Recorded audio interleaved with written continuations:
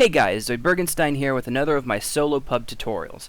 Today, instead of looking at something that's going to help us get a lot of kills or a lot of farm, we're actually going to look at how to win a fight as a solo pubber. The best way to do that is once your base has been resecured, push out to the next point and get it turned. With the current lattice system, as soon as you flip their point, the team that's attacking your base can no longer flip any of your points, which actually gives you a secure on the base and moves that fight on to the next hex.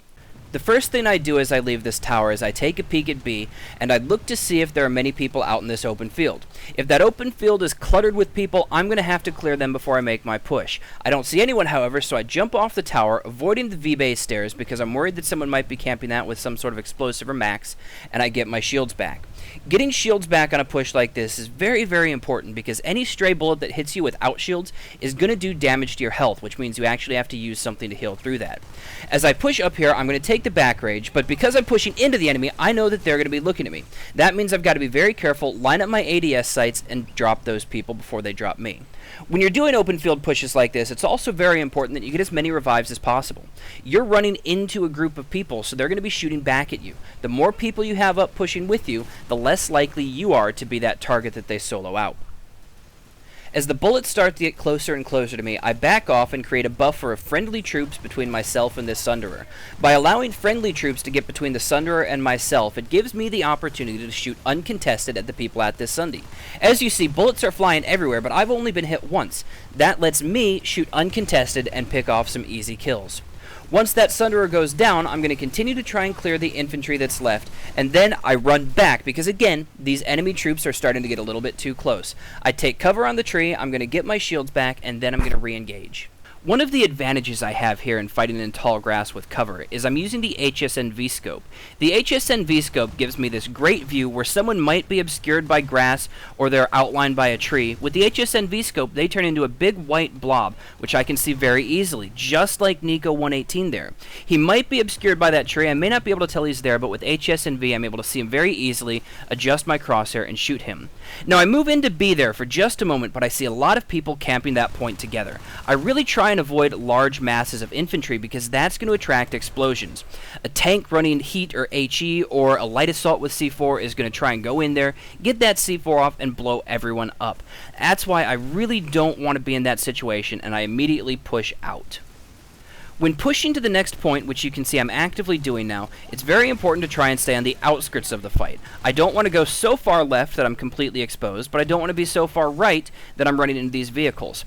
That means that I'm going to run along this ridge, try and take visual cover from the vehicles, but at the same time, be close enough to the ridge that if someone comes to my left, I can jump up on the right and get an advantage on them. The most important thing, though, is to continue moving to your end goal. If I take too much time and stop out in the middle of that field, I'm almost certain to encounter a tank or a harasser that's going to see a free, easy kill on infantry and pick me off.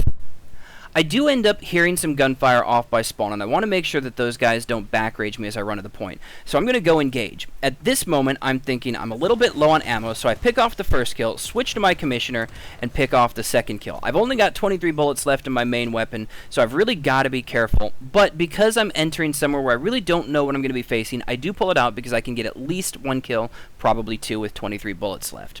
I get on point, but because we haven't taken Regent Rock yet, I can't actually cap, but you can see how effective this foot push is to get to the next base. In a real situation, had I been doing this, I would now flip this point and Regent Rock would be unable to be capped.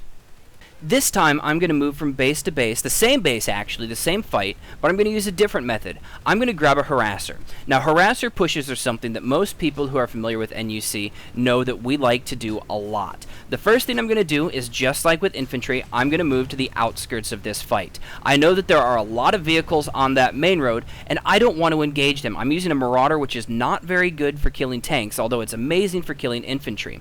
I come down here all the way around, and I use my turbo to right myself and get going the direction that I'm going. Now, I do end up making this trip a little bit slow because of the angle that this hill's on, but the important thing is I'm making it safely. I don't want to engage those tanks because they are going to kill me very quickly, and I want to get to that point with nearly full strength so that I can set my Marauder up on the point and kill any infantry push that might meet me there.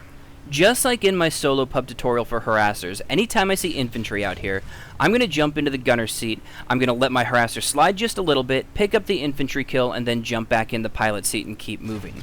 Now, I'm trying to get my harasser onto point safely here, so I'm going to continue to go around the base until I can find a good access point where I'm sure there are no heavies waiting to camp me.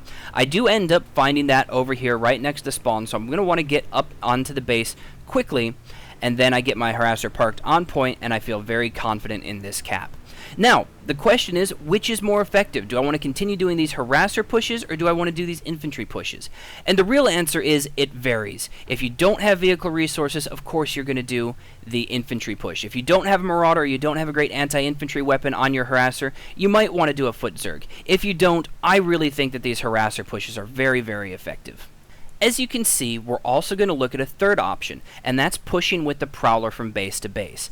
I like to do this on Esamir during low pops especially because you tend to see one or two other tanks out in the field, you get a lot of undefended Sunderers, and you can really rack up some score very quickly. So what I'm going to do is I'm going to fall back to the Biolab, which is a point that is 2 hexes away from where I'll end up, and I'll pull my Prowler. Now you can't pull Prowlers on every hex and you have to have a tech plant. So this is a situational push, but this is a situation where I would definitely do it.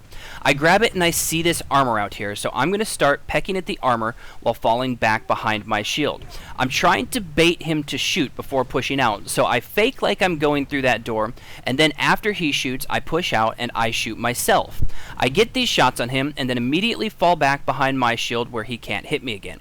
I see a second Vanguard there, so now I'm getting just a little bit worried. I want to make sure that they don't have infantry coming in to get my vehicle shield, and I don't see any. So I push back out, and I'm going to try and re-engage this tank when he's alone. He's smoking, so I feel a little bit more comfortable pushing on him without waiting for his bait, but I do keep going back behind the shield so that nothing else hits me each time. It's oftentimes very tempting to chase something like that when you're in a tank. He's very weak, I could probably go get the kill, but if I extend that far, I'm going to die as well, and I don't want that. I come back over here and I check to make sure that no one's going through my vehicle shield. I don't see anyone, so I'm going to move back here and continue camping. I don't see those Vanguards anymore either, and I know that there's a Sunday over here, so I'm going to engage this Sunday. I do see a second Sunday running off there, but I'm going to ignore that for now and just focus on killing this Sunday, which is the one that's the immediate threat for taking down my vehicle shield generator. He's doing a lot of damage, so I move off over here, I park my Prowler, and I'm going to take care of it with tank mines. I don't think he's going to be expecting it. It looks like he's trying to repair, so I run over here, I take a safe angle, which is so important when doing this. I get down behind him where he doesn't see me, I toss my tank mines down, and instead of shooting them and dying, I'm going to toss a grenade and get out of there so that the Sunday dies, I'm safe, and I can get back to my Prowler. I noticed that I got the infantry kill with that Sunday kill, so I take the shortest path back to my Prowler. There is a guy shooting me, but I'm not too worried about it. He hasn't landed a shot yet, so I go back and I start repairing my Prowler as fast as possible. As it turns out, he's a heavy that's kind of close by, so I pop in my tank after he shoots, and I'm able to one-shot him. If I had missed that, I would have immediately popped back out of my tank, started repairing again, and rolled back. I see a drop pod come down on the tank. I'm worried that it might be another heavy, so I come over there and I kill him too. As it turns out, he's a medic. He's the same one that I killed with the Sunday, so I don't have too much to worry about. There's very little that that medic is going to be able to do to me in my Prowler, so I can take my time, I can get the kill, and now I can come out here and I can look at what I'm dealing with. In the order of importance, I see a Vanguard blocking a Sunday, some infantry, and then another moving Sunday. The most dangerous threat for me right now is Dead Man Walking in that Vanguard. He can do a lot of damage to me because he's in a tank, but I'm able to drop him. Fortunately, he doesn't have that shield, which is something that all Vanguards should run in my opinion, and I move on to this Sunderer, which is stationary. Now, I'm deployed, so I just pick those kills off as fast as possible. I'm not going to worry about dodging, I'm not going to worry about anything else, undeploying. I'm just going to kill as fast as possible. Once that Sunday's down, I see that there's still some infantry out there, and I want to make sure that I'm not being pushed. So I undeploy, I look around, and then I don't think there's anything here. I redeploy, and I start trying to kill this stuff again. Now, like I've said in previous videos, I actually really prefer AP. As you can see, AP accuracy on infantry is actually very high. I shoot around 52% accuracy with AP, and almost all of those are one-shot kills. Whereas with a Heat or an HE, I may be shooting very high accuracy, but because a lot of those hits are splashes, they're not actually one-hit kills, although a direct hit with those tanks is still a one-hit kill. I see another Vanguard, so I immediately deploy. I don't really have any threats out here. There's a Sunday around the corner, which you can see on the minimap, and no other Vanguard. I have another Prowler out here who can also take shots for me, so I'm just going to deploy and do as much damage as possible. As soon as that tank is down, I take my deploy away, I move around, and I move on that Sunday, which blows up immediately. Now I have the freedom to push on to the next point. I'm going to move my tank up to an open area, walk in, and get on point. Now, the thing to keep in mind with this Prowler push is, as you can see, I have to be a bit more careful. With the Harasser, I can count on myself dodging. With the Foot Zerg, I can hide, I can move in. When I'm in a Prowler, I'm going to be a priority target, so I really have to make sure the way is clear. But because of the amount of firepower I'm packing, it's much easier for me to clear the way. At this point, I'm inside the base. There's only one guy here shooting at me, so I'll move to point, I'll flip it, and then we'll be on to this hex for the fight.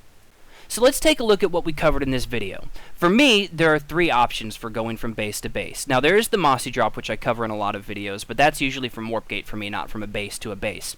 When I Foot Zerg from base to base, I try and stay on the outskirts of a fight. That way I can pick off people who may be looking in towards the bulk of the fight, and I'm going to be out of range of those vehicles. It's really important to try and get your shields up, move across the field as fast as possible, and only stop for the easy kills or the kills that you absolutely have to get to move on.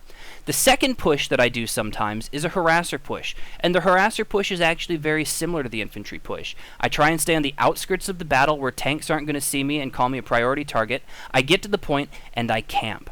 The third push that I like to do sometimes is that Prowler push. And remember, I like to do the Prowler push with lower populations. When you've got two giant vehicle Zergs standing face to face at each other, just shooting and shelling at each other all day, it's very difficult to move a Prowler to a base. But when you're talking about a 1 to 12 push, or even sometimes a 12 to 24 push, moving that Prowler from base to base and clearing your path is the best way to build up some score while also moving the fight.